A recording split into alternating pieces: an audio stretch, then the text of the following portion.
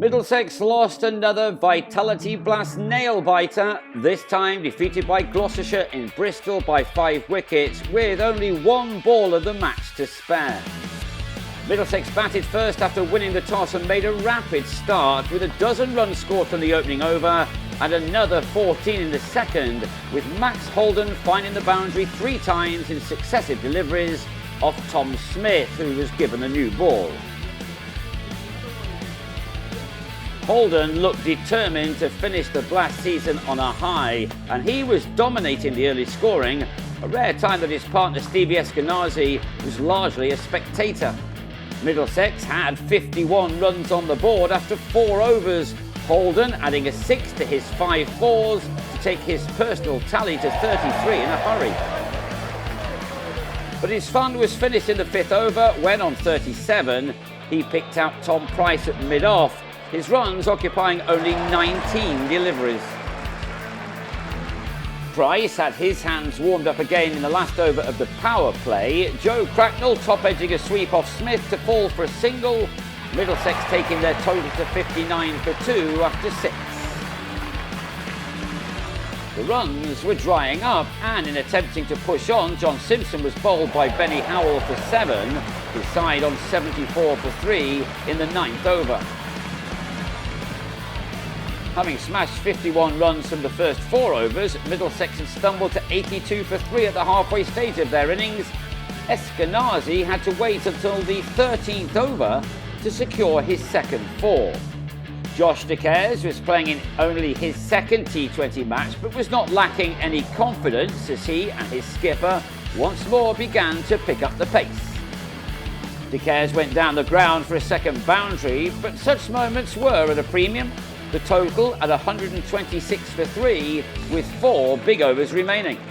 Eskenazi would have known more than anyone what a competitive total would be, and this maximum pushed him to a 50 off 47 balls with only 2 fours and that 6, an unusually workmanlike half-century.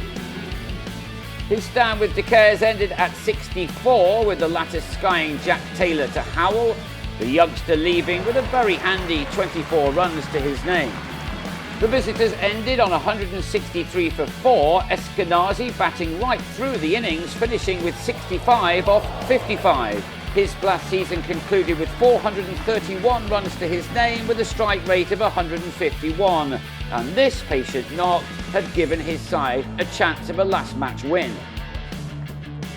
Gloucestershire's reply began with only 2 runs coming from the first 11 balls, but then the former Middlesex man George Scott, in a rare T20 appearance, began to find his form, the hosts at 20 without loss from 3 overs.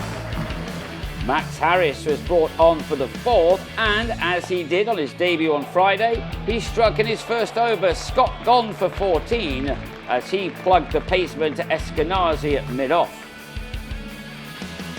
Gloucestershire ended their power play on 37 for 2, Chris Dent falling in the final over of it, hooking Tom Helm straight to Tilan Wallaluita. Harris switched ends to strike again, James Bracey picking out Chris Green in the deep, the left-hander departing to leave his side on 57 for 3 from 8 overs, Harris with 2 for 19 from 2. 92 runs were there to defend from the last 10 overs.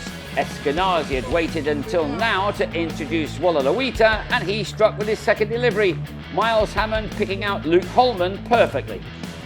Middlesex's triumvirate of turners tightened Middlesex's grip until Wallaluita dragged one down for Glenn Phillips to go big. The Gloucesters with their 100 on the board and left a fine 63 runs from the 6 overs that remained. That became 40 from 4, and Phillips was the key man at the crease.